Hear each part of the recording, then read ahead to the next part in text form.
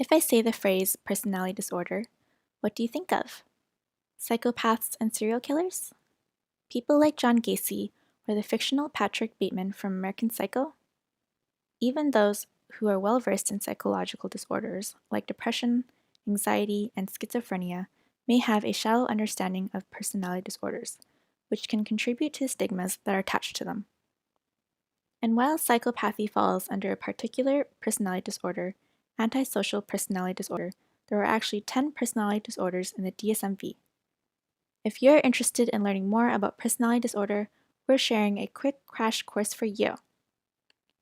Personality disorders are defined as a type of mental disorder in which your thinking, functioning, and behavior are rigid and unhealthy. These unhealthy traits can cause significant problems and limitations in relationships, social activities, work, school, and other situations. The DSM sets out criteria for 10 personality disorders, and these disorders are grouped into 3 clusters or categories, clusters A, B, and C. Cluster A is considered the odd eccentric cluster and consists of paranoid personality disorder, schizoid personality disorder, and schizotypal personality disorder. People in this cluster often behave in strange ways and may in particular struggle with social situations. Paranoid personality disorder. Have you ever had feelings of paranoia or assumed someone walking behind you was following you? For someone with paranoid personality disorder, they often have extreme feelings of paranoia. They feel everyone is out to get them and are hyper-aware of danger. They mistrust others and often don't get close to people for fear that person will hurt them. Schizoid personality disorder. Do you know someone who is a bit of a loner or who seems detached from others? People with schizoid personality disorder take the idea of being a loner to the extreme. It is characterized by social detachment and restricted emotions. They prefer solitude to others' company, but they tend to miss social cues and come across as cold or aloof. Schizotypal personality disorder. This one is similar to schizoid with one key difference. Do you know someone who believes in odd things? Fairies, magic, things that are otherwise considered strange? One of the key features in schizotypal personality disorder is the so-called magical thinking. They're often awkward in social situations, much like those with schizoid personality disorder, but also experience perceptual and cognitive distortions, as well as displaying erratic behavior. This personality disorder is likable to the more well-known condition, schizophrenia. They are very closely linked, with a lot of overlap. One movie that portrays schizophrenia, which we recommend, is the movie A Beautiful Mind from 2001. Due to the overlap, this gives you an idea of what people with a schizotypal diagnosis are like.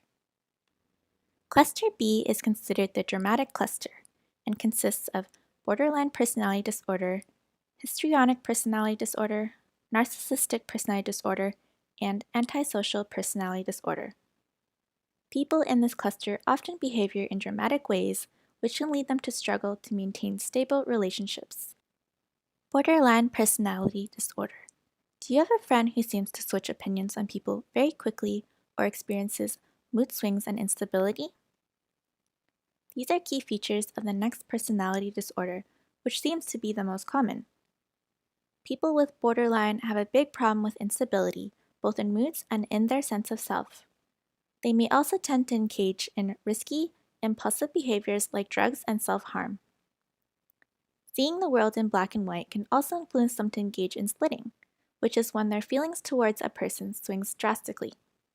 Borderline personality disorder is portrayed in the film Girl Interrupted. The main character is diagnosed with borderline personality disorder after a suicide attempt, and the film focuses on her stay in a mental institution. Histrionic personality disorder. We all know someone who loves being the center of attention, right? And thrives in the spotlight? People with histrionic disorder take this to the extreme. They tend to excessively show their emotions and are very uncomfortable when they are not the center of attention. They also tend to be easily influenced by others' opinions. People who love to be the center of attention at parties, in class, or other situations could be suffering from this disorder. Are you enjoying this video? We run a quarterly magazine which is currently running a mini-series on personality disorders. To find out more, check out the Patreon, www.patreon.com/psych2go magazine, and our store, www.psych2go.shop. Narcissistic personality disorder. This is a term we've all heard.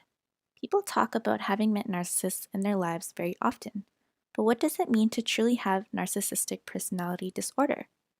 Narcissistic personality disorder sufferers have an inflated ego. They feel they are somehow special and unique.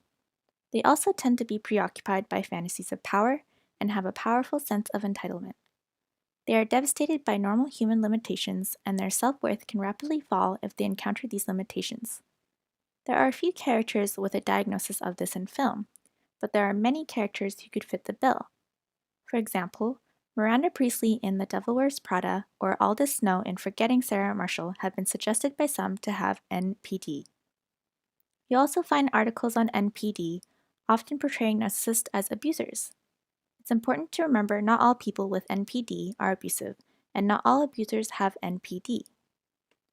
Antisocial personality disorder. This is another personality disorder people have often heard about. You might have heard it by the names psychopathy and sociopathy.